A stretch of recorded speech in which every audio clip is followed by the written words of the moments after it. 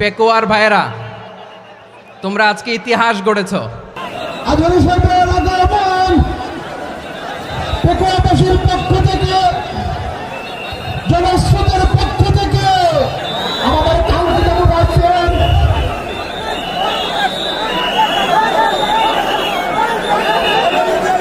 আমরা দৃষ্টি আকর্ষণ করতেছি আমাদের যে এলইডি রয়েছে, আপনারা এলইডি ডাক্তার বাকি করতেছেন, আপনারা এলইডি 5 টাকা চলে যান। এলইডি যদি কোনো এলইডি স্টার্ট হয়ে যায় আলোচনা শুনতে কষ্ট হবে। সাংবাদিক বন্ধুগণ, প্রশাসনিক কাজে নিয়োজিত আইন শৃঙ্খলা বাহিনীর সদস্যবৃন্দ,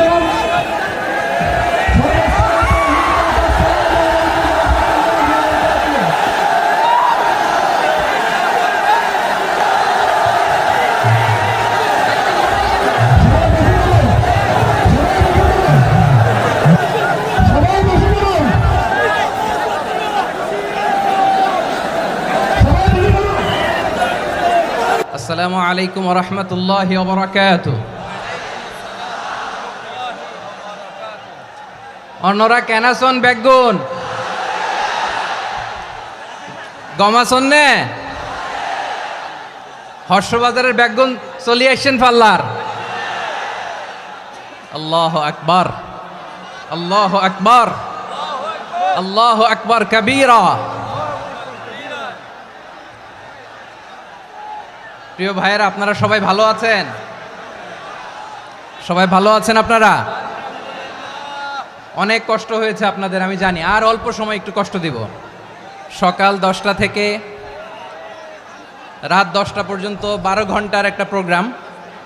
এই তো 10টা বাজতে আর অল্প কিছু সময় বাকি, আমি শেষ করে দেবেন। 3 দিন আগে আসছো? আচ্ছা, মাশাআল্লাহ মাশাআল্লাহ। পেকুয়ার প্রোগ্রাম আজকে ইতিহাস হয়ে থাকবে ইনশাআল্লাহ। আপনারা এই যে চকরিয়া থেকে কারা কারা আসছেন দেখি? চকরিয়া, মাশাআল্লাহ, ঠিক আছে। উখিয়া থেকে কারা আসছেন? আচ্ছা। তারপরে এই যে কক্সবাজার সদর থেকে কারা? অনেক ভাইরা আসছে, মাশাআল্লাহ, হাত নামান। রামু থেকে কারা? রামু, এই যে রামুবাসী। মহেশখালী থেকে কেউ আসছেন? এটা তো মহেশখালীর প্রোগ্রাম হয়ে গেছে দেখা যায়। কুতুবদিয়া আছে? আচ্ছা আচ্ছা।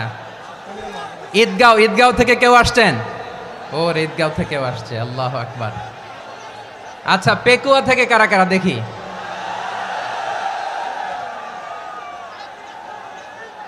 মাশাআল্লাহ মাশাআল্লাহ মাশাআল্লাহ। আচ্ছা, সাতকানিয়া লোহাগড়ার কে?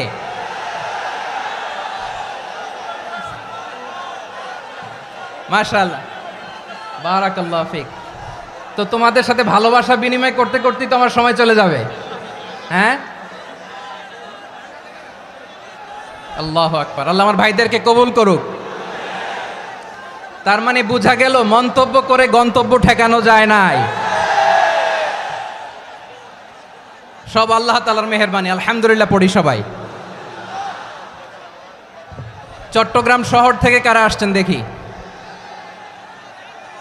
মাশাআল্লাহ মাশাআল্লাহ মাশাআল্লাহ, ঠিক আছে। সিলেট থেকে কারা? সিলেট, আচ্ছা। কক্সবাজার জেলা এবং চট্টগ্রাম জেলা, এই 2 জেলার বাইরে থেকে কারা কারা আসছেন দেখি? মাশাআল্লাহ। দিনাজপুর, মাশাআল্লাহ, আল্লাহ কবুল করুন। ব্রাহ্মণবাড়িয়া, মাশাআল্লাহ, ঠিক আছে। লাকসাম, হ্যাঁ, সবার প্লে কার্ড দেখেছি। বসো। হ্যাঁ, কুমিল্লা দেখেছি আমি, ঠিক আছে ঠিক আছে। যশোর, হ্যাঁ যশোর, ঠিক আছে, শুনেছি। ঢাকা থেকে, মাশাআল্লাহ, ঠিক আছে। প্রিয় ভাইয়েরা, এই যে আমি আসার সময় র্যাবের একটা ব্যাটালিয়ন আমাকে প্রোটোকল দিয়ে নিয়ে আসছে। কত লক্ষ মানুষকে ঠেলে লাঠি চার্জ করে রক্তাক্ত করে যে আমাকে আনা লাগছে, এটা বোঝানোর মতো না। যদি আপনারা না দেখতে পেতেন, যারা আহত হয়েছে আল্লাহ তাআলা ভাইদেরকে সুস্থ করে দেখ। আল্লাহ তাআলা আপনাদের এই প্রচেষ্টাকে কবুল করুক। আপনারা যদি এই যে এরকম চিৎকার চেঁচামেচি হই হুল্লোড় করতে থাকেন, কোনো আলোচনা করা যাবে না। আমি মেহেরবানি করে এই যে দুই হাত একসাথে করে করজোর করে আপনাদের কাছে অনুরোধ করছি, আপনারা বসুন, শান্ত হয়ে বসুন, আপনারা শান্ত হন মেহেরবানি করে। আর এই যে ঢিল ছোড়াছুরি করবেন না, পানি ছোড়াছুরি ঢিল ছোড়াছুরি না। যারা বসতে পারেন নাই দাঁড়িয়ে থাকেন। আজকে আমরা সবাই দায়িত্বশীল, আজকে সবাই দায়িত্বশীল। এই যে ইউটিউবার ভাই, এই যে এলইডি ভাই বসে যান, ঠিক আছে, থ্যাংক ইউ, বসে যান। শ্রোতাদের সাথে কোনো কথা বলা যাবে না, আমার সাথে কথা, বসে যান।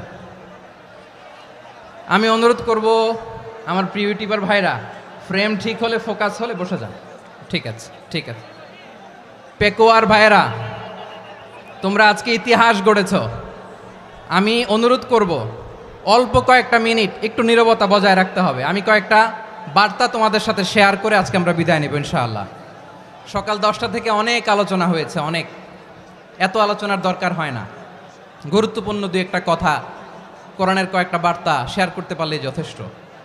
আমরা যা সকাল থেকে শুনেছি এতটুকু আমল করতে পারলে এনাফ, গুড ইনাফ। কিন্তু একটু নীরব হইতে হবে আল্লাহর ওয়াস্তে। আরব বিশ্বে একটা ট্র্যাডিশন আছে, আল্লাহর ওয়াস্তে বললে এখানে এর উপরে আর কথা থাকে না, এটা হচ্ছে লাস্ট কথা। আল্লাহর ওয়াস্তে, আমি আবারও বলছি, আই রিপিট। এই যে তোমরা সবাই young, the Gen Z of Pekua, তোমরা বাংলাদেশের চিত্র পাল্টে দিয়েছ। এই যে প্যান্ডেলের পিছনে এখানকার 3 গুণ মানুষ, ওখানে এলইডি আছে, ওখানে বসে দেখো, কেউ কাউকে ধাক্কা দিবে না। আল্লাহর ওয়াস্তে, শেষ, আর বলবো না। যদি দেখি চুপ করেছো, কথা বলবো, নাহলে চলে যাব, শেষ, এখানেই শেষ, বিদায়। কয়েক মিনিট একটু নীরবতা বজায় রাখা যাবে আজকে? যাবে বাস, মেহেরবানি করে আল্লাহর ওয়াস্তে। আল্লাহর ওয়াস্তের পরে কোনো কথা নাই, আল্লাহর ওয়াস্তে। পেকুয়ার ভাইরা, আল্লাহর ওয়াস্তে একটু চুপ করো, আল্লাহর ওয়াস্তে, আর বলবো না, আল্লাহর ওয়াস্তে। ধাক্কাধাক্কি হবে না, আল্লাহর ওয়াস্তে চুপ করো।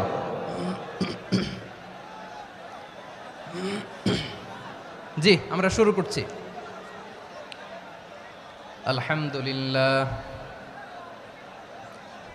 আলহামদুলিল্লাহ নাহমাদুহু ওয়া নাস্তাঈনুহু ওয়া নাস্তাগফিরুহু ওয়া নু'মিনু বিহি ওয়া নাতাওয়াক্কালু আলাইহি ওয়া নাউযু বিল্লাহি মিন শুরুরি আনফুসিনা ومن سيئات أعمالنا من يهده الله فلا مضل له ومن يضلل فلا هادي له أي فلن تجد له وليا مرشدا ونشهد أن لا إله إلا الله وحده لا شريك له هو الذي لا ضد له ولا ند له لا مثل له ولا مثيل له لا وزير له ولا كفيل له لا شبه له ولا شبيه له لا ولد له ولا والد له وهو الواحد الفرد الصمد لم يلد ولم يولد ولم يكن له كفوا أحد ونشهد أن سيدنا ونبينا وحبيبنا وبشيرنا ونذيرنا وطبيبنا وطبيب أرواحنا وحبيبنا وحبيب ربنا محمدا عبد الله ورسوله أرسله بالحق بشيرا ونذيرا وداعيا إلى الله بإذنه وسراجا منيرا أما بعد فقد قال الله تعالى في كلامه المجيد وفي فرقانه الحميد أعوذ بالله من الشيطان الرجيم بسم الله الرحمن الرحيم واعتصموا بحبل الله جميعا ولا تفرقوا واذكروا نعمة الله عليكم إذ كنتم أعداء فألف بين قلوبكم فأصبحتم بنعمته إخوانا وكنتم على شفا حفرة من النار فأنقذكم منها كذلك يبين الله لكم آياته لعلكم تهتدون إن الله وملائكته يصلون على النبي يا أيها الذين آمنوا صلوا عليه وسلموا تسليما اللهم صل على محمد وعلى آل محمد كما صليت على إبراهيم وعلى آل إبراهيم إنك حميد مجيد اللهم بارك على محمد وعلى آل محمد كما باركت على إبراهيم وعلى آل إبراهيم إنك حميد مجيد সকল প্রশংসার মালিক কে? সকল ক্ষমতার উৎস কে? কেউ যেটা পারে না পারে কে? সে আল্লাহর দরবারে আমরা শুকরগুজার হচ্ছি, পড়ে নিচ্ছি কালিমাতু শুকর আলহামদুলিল্লাহ। সবাই গলা খুলে আওয়াজ করে পড়ুন রব্বানা লাকাল হামদ হামদান কাসীরান তাইয়্যিবান মুবারাকান ফীহি ইয়া রাব্বি লাকাল হামদু কামা ইয়ানবাগি লিজালালি ওয়াজহিকা ওয়া আযীমি সুলতানিকা লাকাল হামদু বিল ঈমান লাকাল হামদু বিল ইসলাম লাকাল হামদু বিল কুরআন। মরহুম মাওলানা শহীদুল্লাহ স্মৃতি সংসদ ও পেকুয়া সমাজ উন্নয়ন পরিষদের যৌথ উদ্যোগে আয়োজিত আজকের এই অষ্টম তাফসিরুল কোরআন মাহফিলের সম্মানিত সভাপতি, প্রধান অতিথি, বিশেষ অতিথি, মঞ্চে উপবিষ্ট মেহমানবৃন্দ এবং দেশ বরেণ্য প্রথিতযশা ওলামায়ে কেরাম যারা সকাল 10টা থেকে আজকের এই বিশাল তাফসিরুল কোরআনের ময়দানে আলোচনা করেছেন, আমি সবার প্রতি কৃতজ্ঞতা, অভিনন্দন, মোবারকবাদ জানিয়ে শুরু করছি। আল্লাহ রাব্বুল ইজ্জত জালালের দরবারে শুকরিয়া জ্ঞাপনের পাশাপাশি আমি আপনাদের শুকরিয়া জানাই যারা কক্সবাজারের বিভিন্ন থানা থেকে, চট্টগ্রামের বিভিন্ন থানা থেকে এবং বাংলাদেশের বিভিন্ন জেলা থেকে আজকের আমাদের এই প্রোগ্রামে প্রায় দীর্ঘ 5 বছর পর যে তাফসিরুল কোরআনের প্রোগ্রাম দিয়ে এবছর আমরা প্রোগ্রাম শুরু করছি, সেই প্রোগ্রামে আপনারা জয়েন করেছেন। আপনাদের সবাইকে অন্তরের অন্তঃস্থল থেকে শুভেচ্ছা জানাই। আমি অন্তরের অন্তঃস্থল থেকে শুভেচ্ছা জানাতে চাই আমার প্রিয় সাংবাদিক বন্ধুদের, electronics media, printing media, YouTuber ভাইদের। আজকে এই প্রোগ্রামের শান্তি শৃঙ্খলা নিরাপত্তার দায়িত্বে নিয়োজিত ছিল পুলিশ বাহিনী, বিডিআর বাহিনী, তারপরে র্যাব, দেশপ্রেমিক সেনাবাহিনী এবং পেকুয়ার ভলান্টিয়ার্স ভাইয়েরা, যারা যেভাবে আজকের প্রোগ্রামকে সার্থক করার জন্য আপনারা শ্রম দিয়েছেন, সময় দিয়েছেন, মেধা দিয়েছেন, উপস্থিত হয়ে প্রোগ্রামকে সার্থক করেছেন, আমি সবাইকে শুভেচ্ছা এবং মোবারকবাদ জানিয়ে শুরু করতে চাই। সম্মানিত ভাইয়েরা, আমাদের সময় হাতে খুব কম। বড় তাফসিল প্রোগ্রামগুলোর সবচেয়ে বড় ক্রাইসিস বা প্রবলেম হচ্ছে এখানে শোডাউন থাকে বেশি, ইউটিউবার থাকে বেশি, নিউজ কাভারেজ বেশি, কিন্তু মন খুলে প্রাণ খুলে নিঝুম নিস্তব্ধ একটা পরিবেশে কথা বলার যে সুযোগ সেটা হয়ে ওঠে না। কিন্তু আমরা একটু কষ্ট করলে, একটু স্যাক্রিফাইস করলে এটা সম্ভব। আমি শুরুতে হাত জোর করে আল্লাহর ওয়াস্তে আপনাদেরকে চুপ থাকতে বলেছি। কোনো ভলান্টিয়ার্স আপনাকে বলবে না, একজন আরেকজনকে বলবে না, একে অন্যকে বলার দরকার নাই, থামো সরো জায়গা নাই, কিছু বলার দরকার নাই, শুধু চুপ থাকতে হবে মেহেরবানি করে কয়েকটা মিনিট।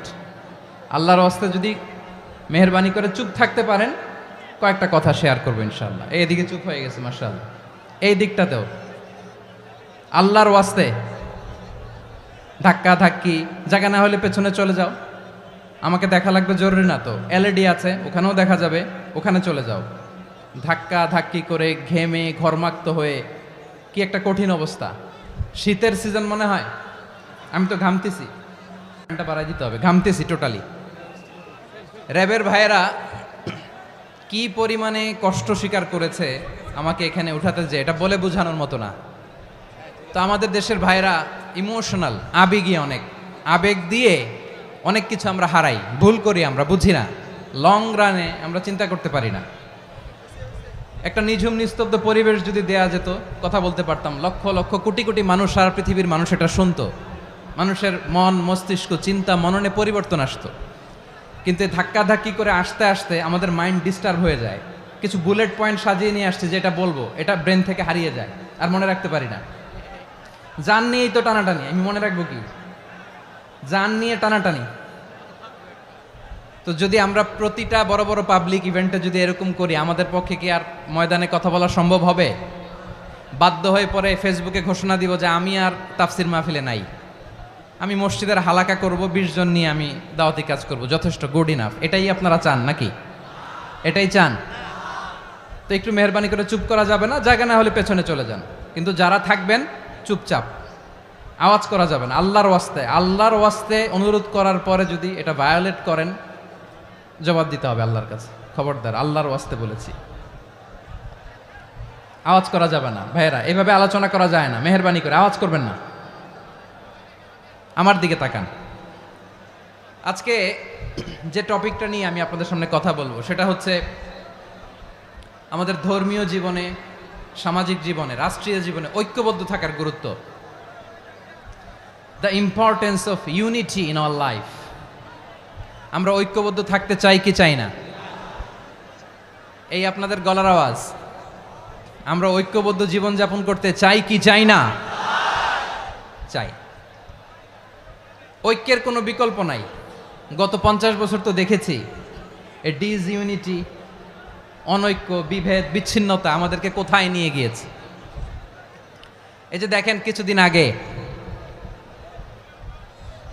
আমাদের বর্তমান নেতা ডক্টর ইউনূস, উনি সব রাজনৈতিক নেতৃবৃন্দদেরকে ডেকেছেন একটা ইস্যুকে কেন্দ্র করে।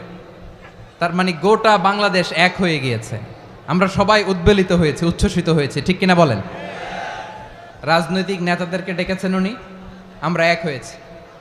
এরপরে ধর্মীয় অঙ্গনের যে লিডাররা, বিভিন্ন ধর্মের, শুধু মুসলিম না, সবাইকে ডেকেছেন, আমরা ঐক্যবদ্ধ হয়েছি। এটাকে বলে ন্যাশনাল ইউনিটি, জাতীয় ঐক্য। যে কোনো ধরনের কনস্পাইরেসি, ষড়যন্ত্র, আধিপত্যবাদ মোকাবেলায় জাতীয় ঐক্যের চেয়ে মোক্ষম হাতিয়ার আর নাই। আমাদের একটা প্রতিবেশী দেশ আছে, আমরা আমাদের দেশ নিয়ে যত ভাবি তারা তার চেয়ে বেশি ভাবে। কথা বুঝতেছেন না? আরো ভেঙে বলতে হবে। হ্যাঁ, আমরা আমাদের দেশ নিয়ে যত উদ্বিগ্ন, এদের আরো টেনশন বেশি। বলেন, আমাদের দেশে শান্তি আছে না নাই?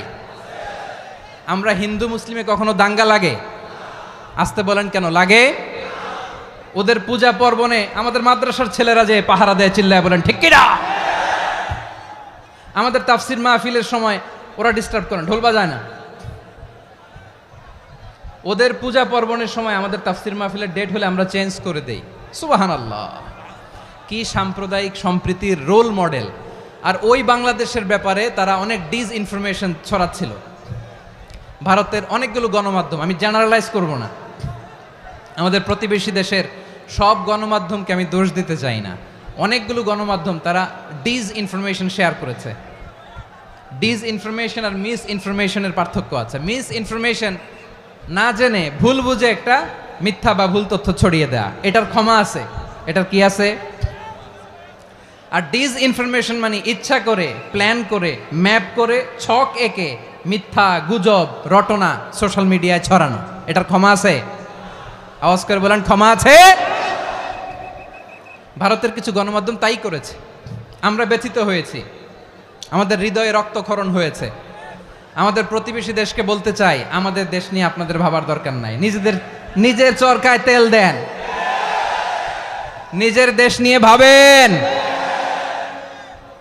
গত মাসের ভয়েস অফ আমেরিকার রিপোর্ট, বাংলাদেশে সংখ্যালঘু জনগোষ্ঠী আগের চেয়ে বেশি নিরাপত্তা পাচ্ছে।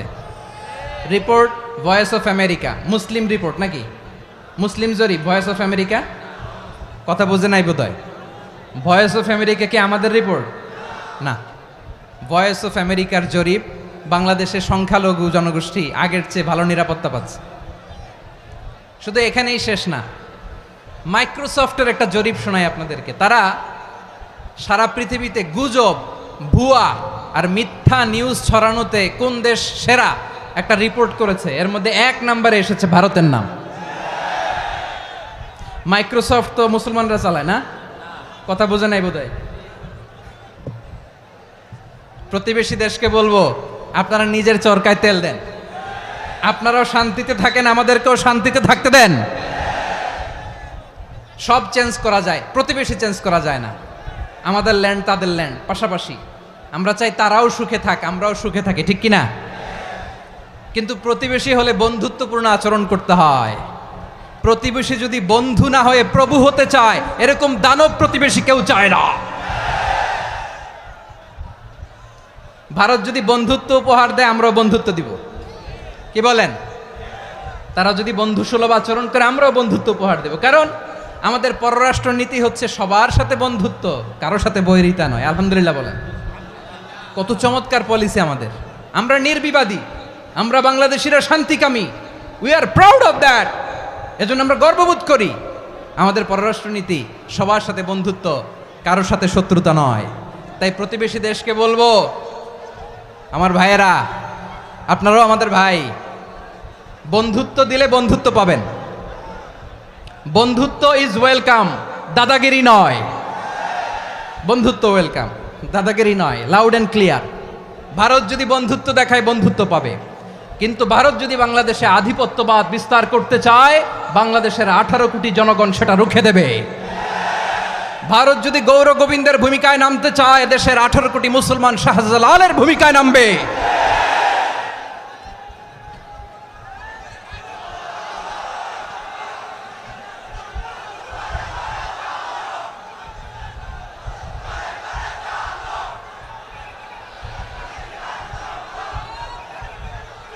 প্রিয় ভাইয়েরা, আমরা বন্ধুত্বে বিশ্বাসী, শত্রুতায় নই, ঠিক কিনা বলেন? আল্লাহ আমাদেরকে বোঝার তৌফিক দান করুক। তাহলে এই যে তারা বলেছে এদেশে সংখ্যালঘুরা কষ্টে আছে, দুঃখে আছে, এটা কি ঠিক? বলেন, এটা কি ঠিক? না, তারা ডিস ইনফরমেশন শেয়ার করেছে, এটা ঠিক নয়। আমার প্রতিবেশী বন্ধু রাষ্ট্রকে বলবো, আপনারা এটা করবেন না, এটা করবেন না। আমরা শান্তিতে আছি, আপনারাও শান্তিতে থাকেন, আমাদেরকেও শান্তিতে থাকতে দেন। এই যে চিটাগাংয়ের অ্যাডভোকেট আলিফ হত্যাকাণ্ডে গোটা বাংলাদেশ আমরা ধৈর্যের পরাকাষ্ঠা দেখিয়েছে, চিল্লায় বলেন ঠিক কিনা? আমাদের নেতা আমাদেরকে ডেকেছে, আমরা শান্ত থেকেছি। আমরা শান্ত থাকতে চাই, আমরা ঐক্যবদ্ধ থাকতে চাই। যে কোনো ষড়যন্ত্র রুখে দেওয়ার জন্য ঐক্যবদ্ধ প্রচেষ্টার কোনো বিকল্প নাই। তাই আজকের আলোচনার ছোট্ট একটা টপিক আমি শিরোনাম ঠিক করেছি, আমাদের জীবনে, সমাজ জীবনে, ধর্মীয় জীবনে, রাষ্ট্রীয় জীবনে ঐক্যবদ্ধ থাকার গুরুত্ব। এবার আওয়াজ করে পেকুয়ার ভাইয়েরা বলেন, আমরা ঐক্যবদ্ধ জীবনযাপন করতে চাই কি চাই না? আল্লাহ তাআলা সে নির্দেশনাই দিচ্ছেন।